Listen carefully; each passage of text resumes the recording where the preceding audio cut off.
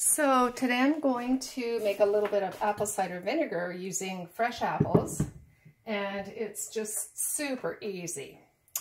You'd wash your apples, and if they've, fallen off the tree and hit the ground or whatever, I rinse them in a little bit of regular vinegar and water and then rinse them off again just to kill any bacteria.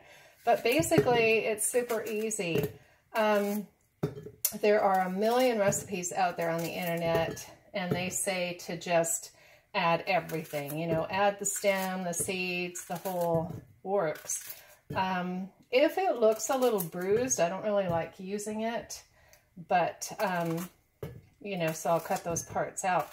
But these are pretty good still. It's December now, and these are my summer apples, so pretty happy that they are in such great shape. And so just, the other thing that they say, you know who they are. Who are those people?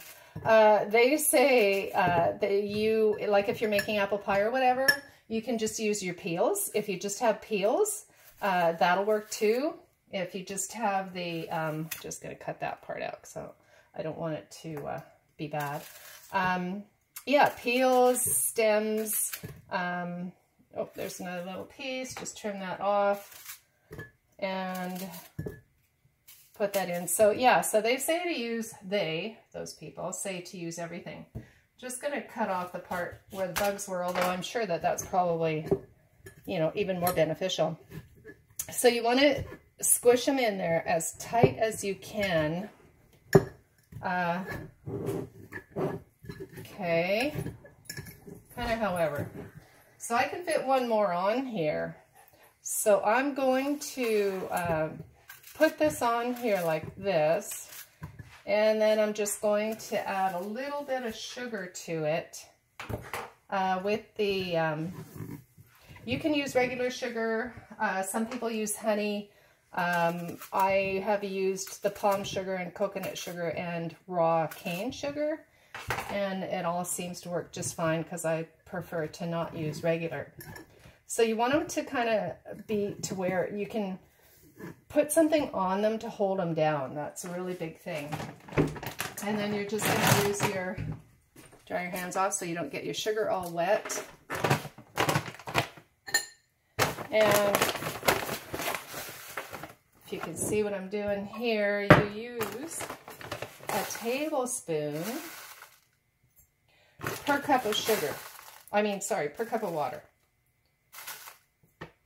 And so I'm going to guess this is going to take about 4 cups of water. Okay, I'm using heaping just because I think a little more sugar as a preservative is better than a little less. I have my Santiva purified water here, which has been put in with distilled water. It needs to be distilled because you really do not want any bacteria going into there. So distilled, and then I just ran it through the purifier again. So you can give it a little stir, melt your sugar a little bit, and pour it in there.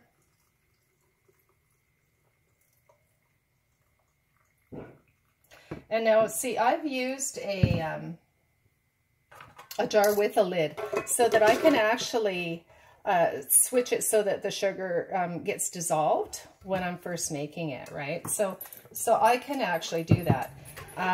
But you do not want to leave the lid on. What you want to do is you want to take a weight, and in this case, I'm using this glass because you want to make sure, I'm going to actually fill the glass with water. Because you want to make sure that the apples are underneath the sugar water. Otherwise, it will mold. Okay, and then add a little more sugar water. And that's it. So you can just cover that with a little cloth, make sure there's no dust, and maybe put a little elastic around that.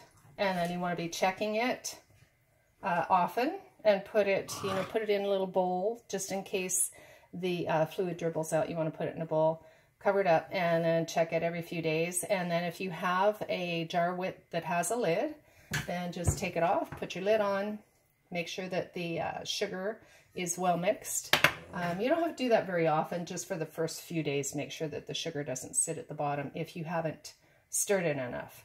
The other thing you can do is you can take your sugar and just heat it a little bit to room temperature to get it to dissolve a little more. Okay, so that's it. That is your apple cider vinegar. Keep checking, tasting, and make sure those apples are under the fluid, and it should be amazing. Okay, that's it. For more recipes, go to georginasear.com.